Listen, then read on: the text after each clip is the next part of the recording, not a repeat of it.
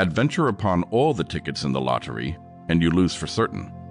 And the greater the number of your tickets, the nearer your approach to this certainty.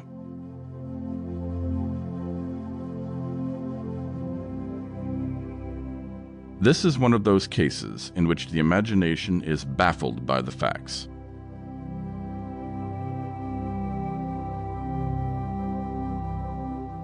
Little else is requisite to carry a state to the highest degree of opulence from the lowest barbarism, but peace, easy taxes, and a tolerable administration of justice, all the rest being brought about by the natural course of things.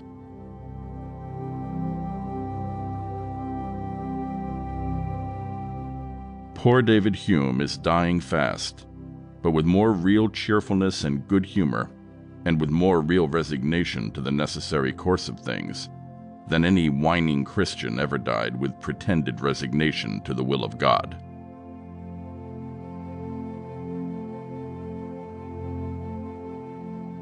The real and effectual discipline which is exercised over a workman is that of his customers. It is the fear of losing their employment which restrains his frauds and corrects his negligence.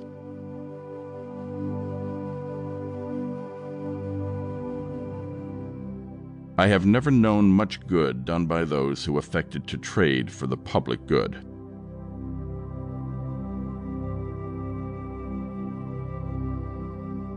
Defense is superior to opulence.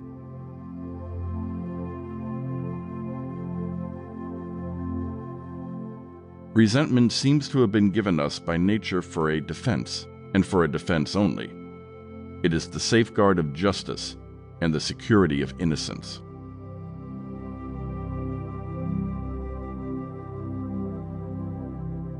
The theory that can absorb the greatest number of facts, and persist in doing so, generation after generation, through all changes of opinion and detail, is the one that must rule all observation.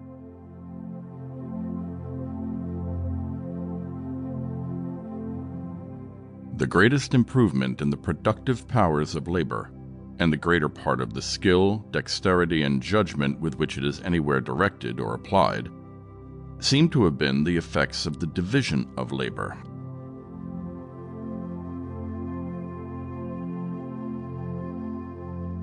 A criminal is a person with predatory instincts who has not sufficient capital to form a corporation. Most government is by the rich, for the rich. Government comprises a large part of the organized injustice in any society, ancient or modern.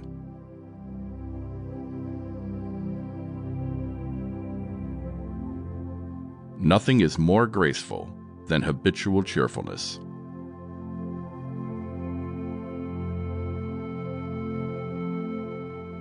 No society can surely be flourishing and happy, of which by far the greater part of the numbers are poor and miserable.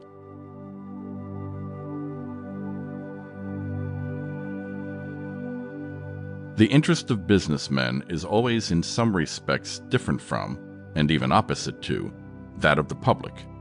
The proposal of any new law or regulation of commerce which comes from this order ought never to be adopted till after having been long and carefully examined, with the most suspicious attention. It comes from an order of men who have generally an interest to deceive and even oppress the public.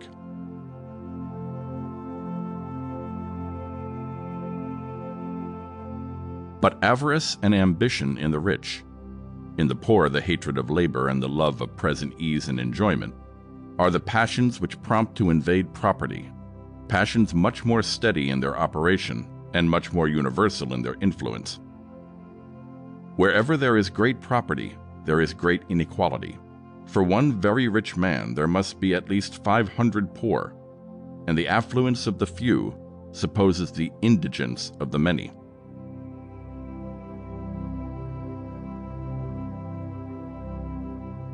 It is not very unreasonable that the rich should contribute to the public expense, not only in proportion to their revenue, but something more than in that proportion.